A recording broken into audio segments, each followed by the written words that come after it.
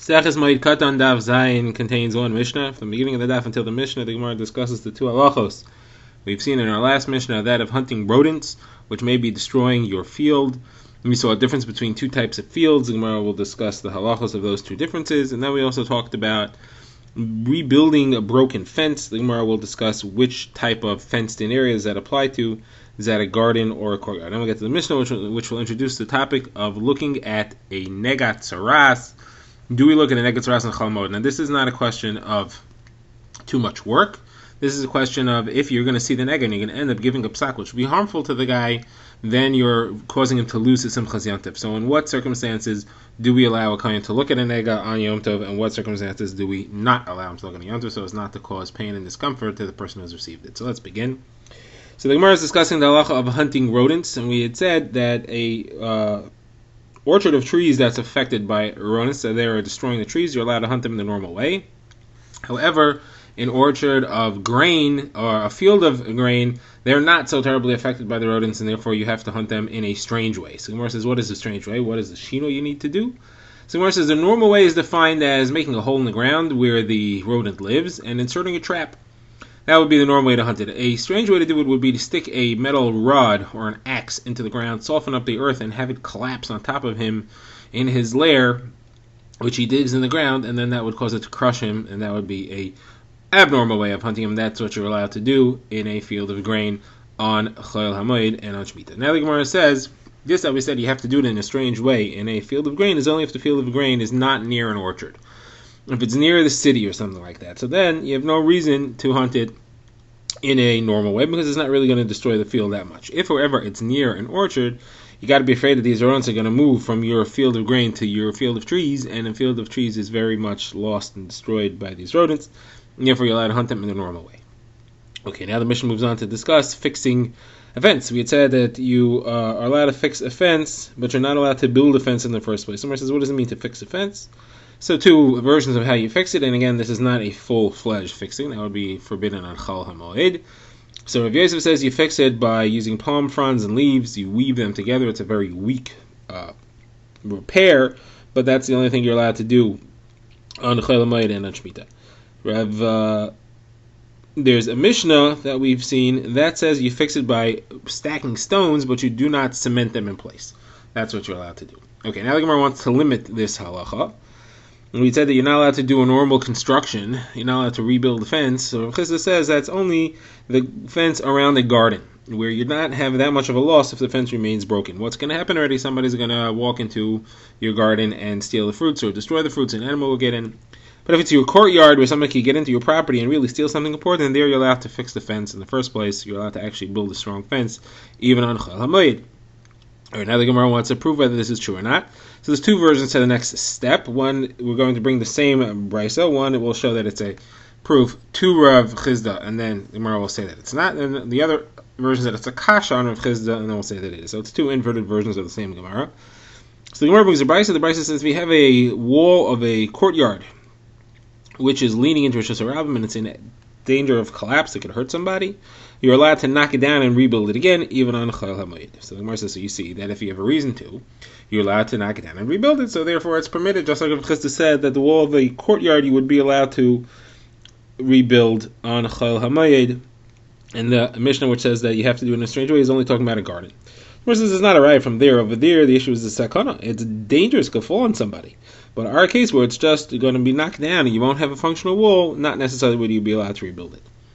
That's the first version. The second version is that the Gemara brings the same brisa and says this is a kasha of Chisda, because you see the only reason you're allowed to rebuild it, to knock it down and rebuild it, is because it's a danger. This thing is a sakana. However, without the sakana factor, you would not be allowed to. So you see, it's not like Rav Chisda who says that in a wall of a courtyard you're allowed to rebuild. The Gemara says this is different. Rav Chisda was talking about just rebuilding. This is talking about knocking down and rebuilding. Is talking about two activities. Two activities are only permitted if you have a sakana situation, if you have the danger factor. Rav Chisda was only talking about where there's no danger factor, but he said it's permitted to do just one activity. So the Gemara says, okay, that's a nice explanation. The problem with that is why does the brisa really allow two activities? It could just say knock down the wall and you won't have a sakana anymore. If we're saying rebuild it, Obviously, that extra rebuilding is saying that it's only because of the danger factor that you're allowed to do that rebuilding. So Rav Chisda would not be right to say that you're allowed to rebuild it in any situation where you don't have a sakana. So what's the point of that? So Gemara answers no. The only thing that's allowed is one activity. You're only allowed to knock it down. However, we allow you to rebuild it because if not the fact that we let you rebuild it, you wouldn't knock it down either. You would say, I'm not going to have a wall here at all. So because of the danger factor, we let you knock it down, and then we let you rebuild it, because otherwise you wouldn't knock it down. But in Chizda's case, not necessarily would we allow it, but it could go either way. Okay, then the Gemara says that our Mishnah seems to indicate that Rav Chisda is right, and this is our second proof. If you were careful in the words of our Mishnah, it would seem that he's right, that the Mishnah is only talking about the wall around a garden. As we're talking about it could not be speaking about the wall around the courtyard. And therefore he would be right to say that the wall around the courtyard you're allowed to rebuild in a normal way. How lets you prove that it's talking about the wall around the garden? Because it says the same halakha applies to Shemitah. Shemitah, why do I need you to tell me you could rebuild the wall around the courtyard? That doesn't do with Shemitah. Must be talking about a wall around the garden, and therefore it looks like you're helping your fruits. It looks like you're increasing your planting in your garden. That's what I would think it's forbidden. Therefore, it's coming to tell me that you are allowed to do it even though it's during Shemitah. From there, I have a proof that we're referring to the wall around the garden, and Rav Chisda would be correct. The wall around the courtyard, you'd be allowed to rebuild it in the first place in the correct way. All right, now we get to our Mishnah. So the next Mishnah discusses looking at Saras.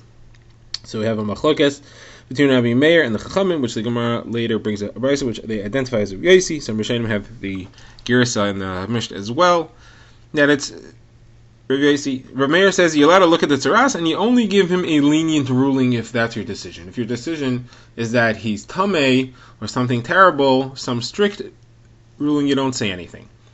Now, Rav Yosi says, no, you can't do that. You're going to have to give whatever the ruling is. Therefore, don't look at it in the first place. Do not see it at all. Now, the background to this is as follows. When a person gets Tzaras, he is tahar until the kohen comes and looks at it and declares him to be tameh. The first time the kohen sees it, he has three options. He can declare him tahar, he can declare him tameh, or he could say, you need to be locked up for a week, and we'll decide at the end of that week. After the end of that week, the kohen looks at it again, and again he has three options. Tahar, tameh, or lock it up for another week. At the end of the second week, it's either tahar or tameh. There's no additional option.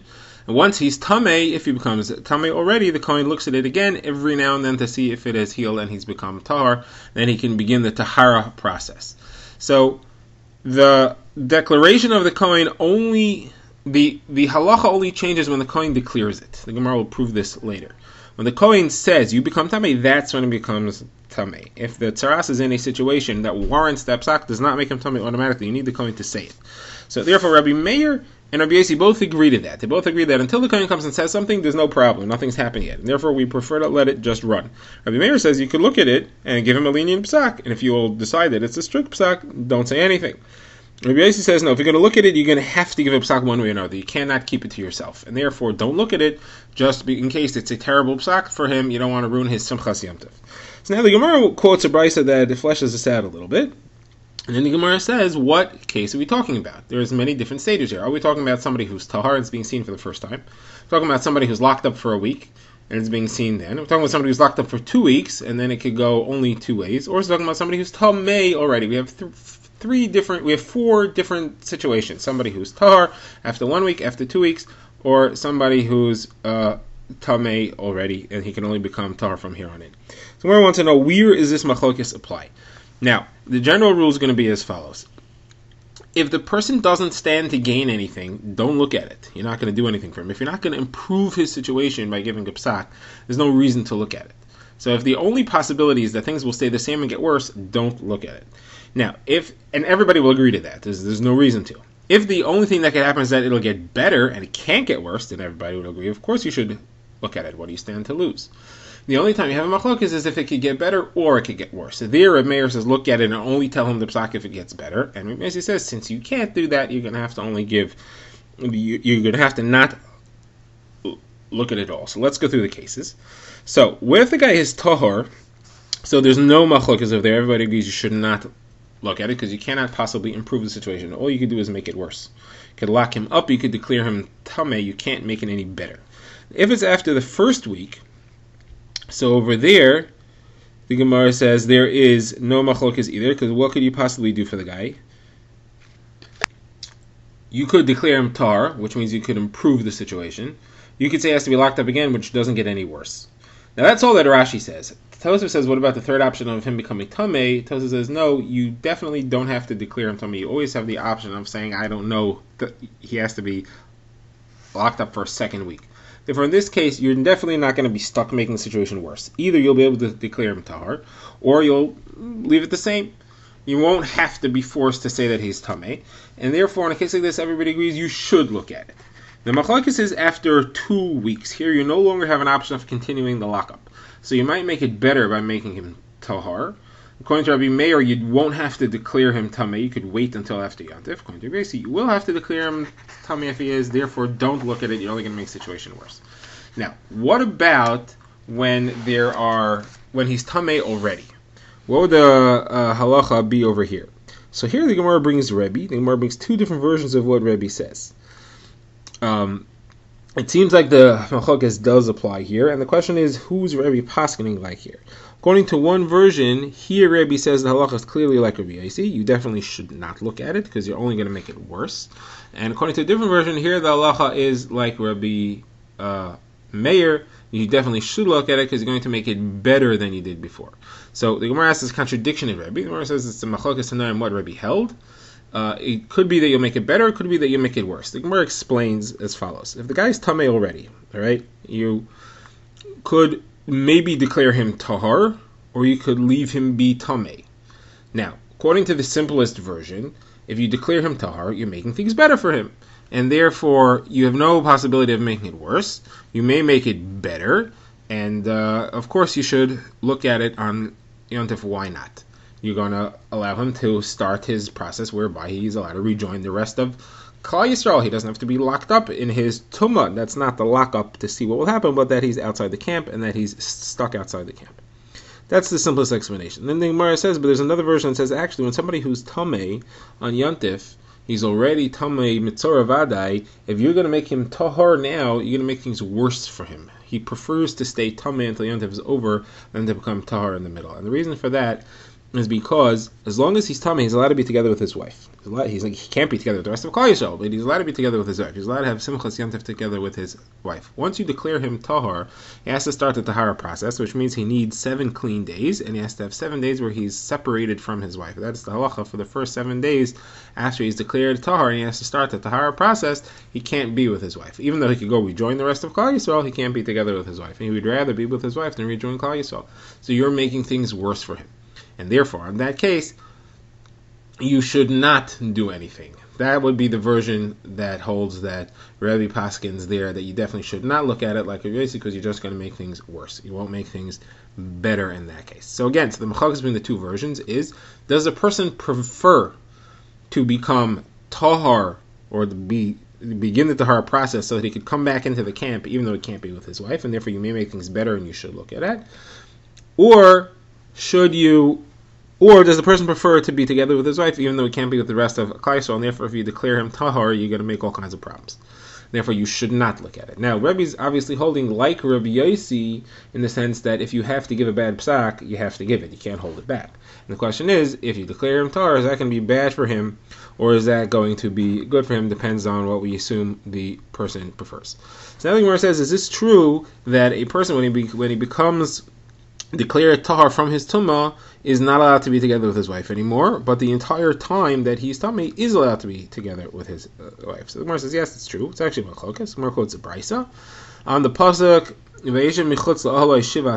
he should sit outside his tent for 7 days. So the Gemara says his tent refers to his wife, like it says, go back to your tents, meant go back to your wives, referring to when Klal Yisrael were separated from their wives for 3 days before Matan Torah. Now they can go back to their wives.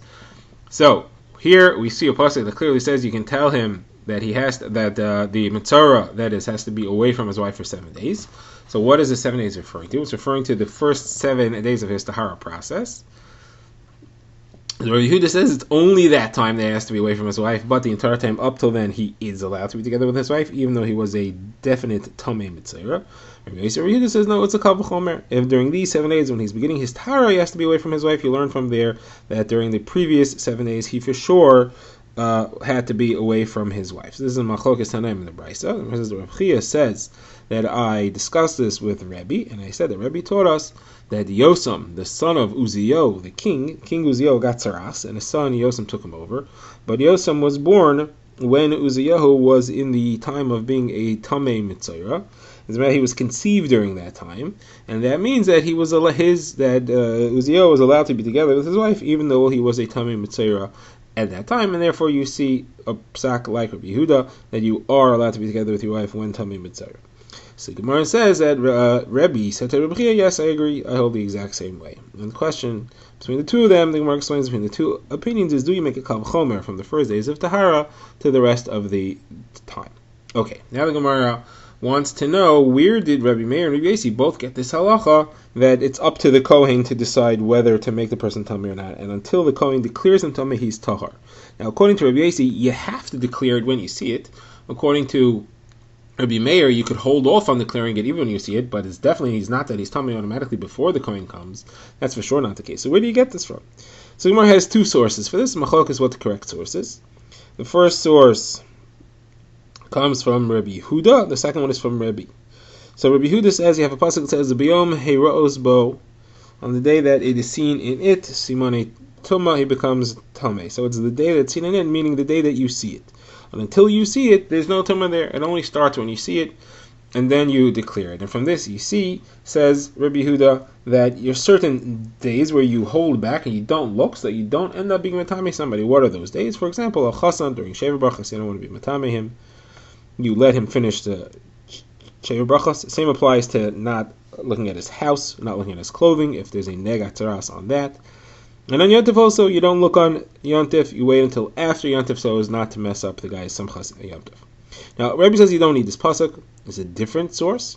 The source is from the fact that the Torah says that when there's teras on the wall of the house, the Kohen comes, sees the teras, sees it's tamei, tells them clear everything out of the house, and only then does he pronounce it tamei, because otherwise everything inside the house would be destroyed because it would become tamei as well. So you see, even to save a couple of options, some objects, to save some stuff, we're allowed to wait. The Kohen's allowed to wait and withhold the tumah. Well, if you're allowed to do that, even for objects, certainly allowed to do that on a person, on the tumah of the actual person himself, and not be matame him. All right, now what's the difference between these two opinions? Abai says no difference, just a question of where you learn it from. Rava says the difference is something which is optionable, something which is just objects. There are you allowed to withhold and wait to give a psak or not. Now, why do we need these two different sources?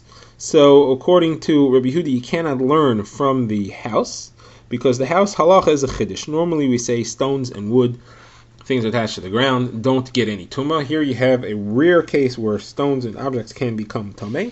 Therefore, it's strange, it's different than all the other halachos in the Torah. We have a rule that something which is different than the classic, we can't learn from there to somewhere else. And therefore, he doesn't like that pasuk. Rabbi says you need both psukim. The one about not seeing it, V'yom heira'os bo, that's to tell you that even for a dvar mitzvah, for the Sheva Brachas or for Yom Tov, there you're allowed to delay.